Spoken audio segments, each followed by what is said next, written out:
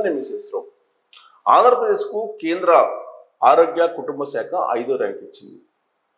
ఏ విషయంలో అంటే అవయవ దానం, జీవన్ దాన్ అనేటువంటి కార్యక్రమం దేశవ్యాప్తంగా ఇది అమలవుతుంది.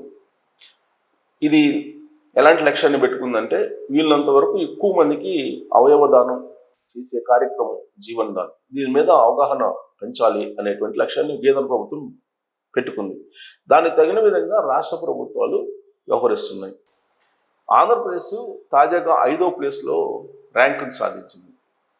ఈ ఏడాది మొదటి 2 నెలల్లో 18 మంది బ్రెయిన్ డెడ్ అయింది. ఈ 18 మంది బ్రెయిన్ డెడ్ అయినటువంటి వాళ్ళ అవయవాలు 64 మందికి ఇచ్చి వాళ్ళకి పునర్జన్మనిచ్చారు.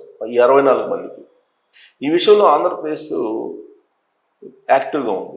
అలాగే గత ఏడాది మొదటి 2 నెలల్లో 12 మందికి బ్రెయిన్ డెడ్ అయితే దాదాపుగా 30 మందికి ఈ అవయవాలు దానం చేయడం ద్వారా పునర్జన్మని ప్రసాదించడం జరిగింది.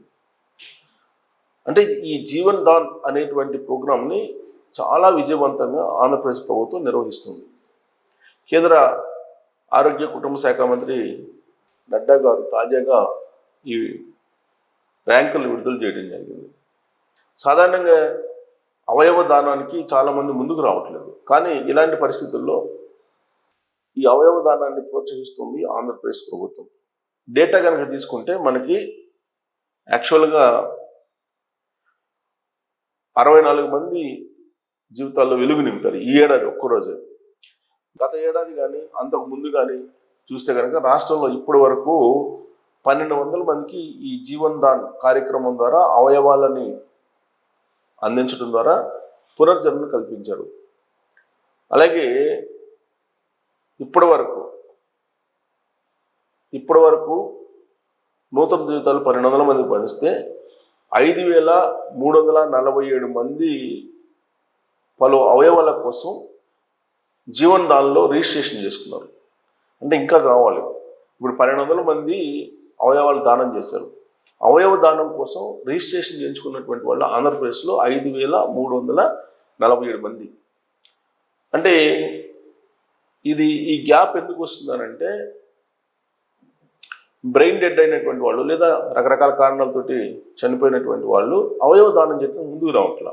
అయితే ఇప్పుడు మారినటువంటి పరిస్థితి దృష్ట్యా యువత జన్జీ అయితే అవయవ దానానికి ముందుకు వస్తున్నటువంటి పరిస్థితి. సో కాబట్టి అవయవ దానం డిమాండ్కు తగిన విధంగా జీవన్ దాన్ కార్యక్రమాన్ని విజయవంతం చేయాలంటే ఖచ్చితంగా అందరూ అవయవ దానానికి సిద్ధపడాలి. అప్పుడే డిమాండ్కి తగ్గ సప్లై ఉండే అవకాశం ఉంది. ప్రస్తుతానికైతే 5వ ర్యాంకులో ఆంధ్రప్రదేశ్ కొనసాగుతూ ఉంది దేశవ్యాప్తంగా ఈ జీవన్ దాన్ కార్యక్రమం. సో దీని మీద మీ అభిప్రాయం ఏంటి? అలాగే జీవన్ దాన్ కార్యక్రమాన్ని మరింత ప్రాచుర్యంలోకి తీసుకురావాలంటే ఏం చేయాలనే దాని మీద మీరు కామెంట్ చేయొచ్చు. Thank you.